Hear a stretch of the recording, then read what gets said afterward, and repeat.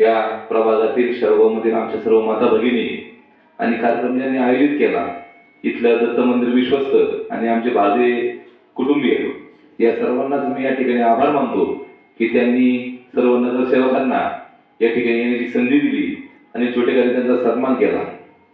खरं तर आजचा हा तुमचा जो सन्मान आहे, ही सन्मान करणं सुद्धा आमच्या सर्व नगरसेवकांसाठी मी एक जबाबदारी मानतो की तुम्ही आम्हाला सन्मानाचे पात्र समजला आणि ह्या सन्मानाची आठवण ठेवून येत्या 5 वर्षांमध्ये पुन्हा आम्ही सर्व नगरसेवक अशा पद्धतीचं काम निश्चितपणे करून दाखवू की 5 वर्षांनंतर सुद्धा निश्चितपणे तुम्ही आमचा सन्मान करता, तुम्ही आम्हाला शिवाय देणार नाही की तुम्ही चुकीचं काम केलं नाही, एवढी ग्वाही मी निश्चितपणे या आजच्या कार्यक्रमानिमित्त देतो. खरं तर 2015 साली इलेक्शन झालं, 5 वर्षाचा कार्यकाळ संपला, परंतु 4-5 वर्ष शेवकरांच्या वाट्याला फक्त प्रशासकीय अधिकाऱ्याचं पद आलं. मध्ये 5 वर्ष जवळ इलेक्शन झालं नाही, त्यामुळे शेवगाव शहरामध्ये मोठा बॅकलॉग तयार झाला. मोठमोठे निर्णय जे असतात, हे मोठमोठे निर्णय हे प्रशासक घेऊ शकत नाही. अनेक निर्णय घेण्यासाठी सम बॉडी लागते. नगरसेवकांची जोपर्यंत बैठक होत नाही, त्या बैठकीत निर्णय होत नाही, तोपर्यंत मोठमोठे निर्णय होऊ शकत नसतात.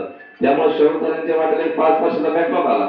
परंतु खरं तर आज जी बॉडी 25 म्हणजे 24 नगरसेवक, एक नगराध्यक्ष अशी जी सर्व शेवकांनी निवडून दिली, खरं तर एक तरुणाई संपूर्ण बॉडीचा जर आपण अभ्यास केला तर सर्व तरुण मंडळ या ठिकाणी शेवकांनी निवडून दिलेलं आहे.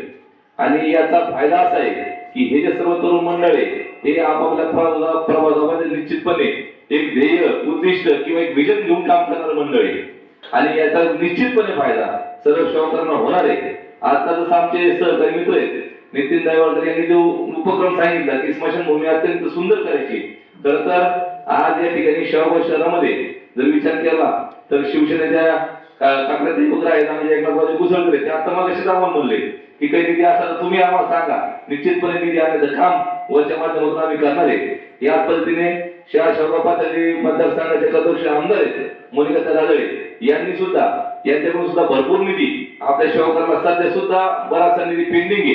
आता एकदा बॉडी बसली की त्या निधीची सुरुवात होणार आहे. आपल्या भारतीय जनता पार्टीचे पालकमंत्री आहेत राधाकृष्ण विखे पाटील यांच्या माध्यमातून सुद्धा करोडो रुपयाचा निधी शेवकरांसाठी येणार आहे. खरं तर हे जे 5 वर्षाची टर्म असणार आहे, ही शेवकरांसाठी खरं तर एकदम विकासाची अशी ही 5 वर्षाची टर्म असणार आहे.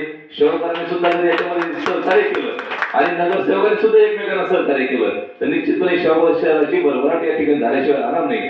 आणि एवढे बोलतो आणि फक्त मी या ठिकाणी उपस्थित सर्व नागरिकांना विनंती करतो की आज जे शेवगावची नवीन पहाट ही विकासासाठी सुरू होते, तर खरं तर नागरिकांनी खरं तर सहभाग याच्यामध्ये घेणं गरजेचं आहे.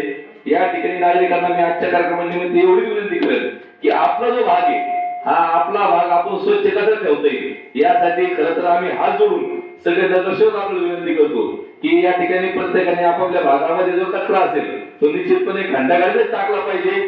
रस्त्यावर कोणी कचरा टाकू नका. सर्व कचरा ओला असेल, सुका कचरा असेल, आपापल्या पद्धतीने त्या डस्टबिनमध्ये ठेवून येणाऱ्या घंटागाडीमध्ये टाका. निश्चितपणे आपापला प्रभाग हा स्वच्छ राहण्याशिवाय राहणार नाही. एवढी मी या ठिकाणी सर्व नागरिकांना विनंती करतो आणि मला या ठिकाणी बोलायला संधी दिली त्याबद्दल मी आभार व्यक्त करतो. माझ्या वाणी